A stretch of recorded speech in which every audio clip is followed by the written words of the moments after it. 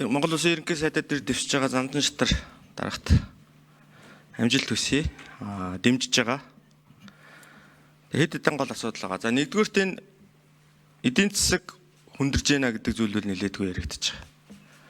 Тэгээ бид нар ингээд яг одоо эдийн засгаа аваад үзэх юм бол ухдаг буюу уул уурхай, ургуулдаг буюу хөдөө аж ахуй гэсэн хоёр зүйл дээр л ер нь дийлэнх төвлөрч байгаа. За уул уурхай нь бол бас нэг үнэн хэлбэлтсэн ч гэсэн бас нэг гайгүй байдаг. Энэ хөдөө аж ахуй малын гаралтай түүхийдийг боловсруулах энэ газар тариалангийн асуудал бол жоохон амаргүй байгаа энэ салбар.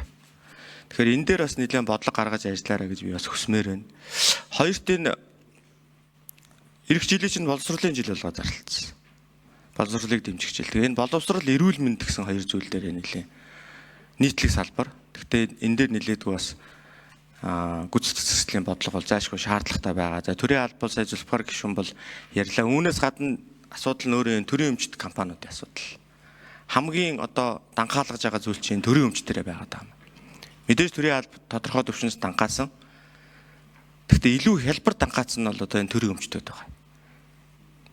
Энийг яаж одоо бид нар цомхон болгох уу, бүтээмжийн дээшлүүлэх үү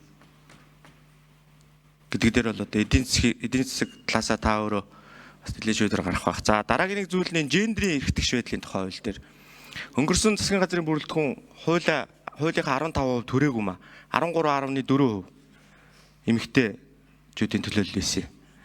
Тэгэхээр одоо энэ дараагийн бүтэц бүрэлдэхүүн дээр та энэ гендрийн эрхтгч байдлын тухай хуулийг бас мөрдүүлж 15-аас нь болж өгвөл дээш нэг 20% бас нэг төхүүлчих тал дээр анхаараарай гэдгийг би бас танд захий. Тэгээд засгийн газар цаашдаа доктортой байх хэрэгтэй. Доктортой байхын тулд маш сайн бүтээмжтэй ажиллах хэрэгтэй. Улс төрийн зөвшөөрлөлийг шатантаа бид нэр ярилцдаг байх хэрэгтэй. Парламент нөрөө засгийн газараа хяндагтай адилхан бас хамгаалдаг, дэмждэг байх хэрэгтэй гэсэн байр суурьтай байгаа. Өнөөдөр 126 гишүүнтэй парламент бол бас энэ байр суурийг давхар хадгалаад явна. Хий хоосон улс төрчлөлтийг хойш нь тавьж ижил хэдүүлж зөвшөлтсөл хүрнэ л гэж харж байгаа. Мега төслүүдээ бол дахин шигших байх гэсэн юм асуудал байгаа. Яг голж байгаа эрчим хүч дээр л бид нар ер нь тулах болоо да. Эрчим хүчгүйгээр бол бусдууд нь бол явах ямар ч үндэслэл байхгүй юм л. За баярлалаа. Би ер нь амжилт хүсье дээ. Санал хэлчихлээ дээ.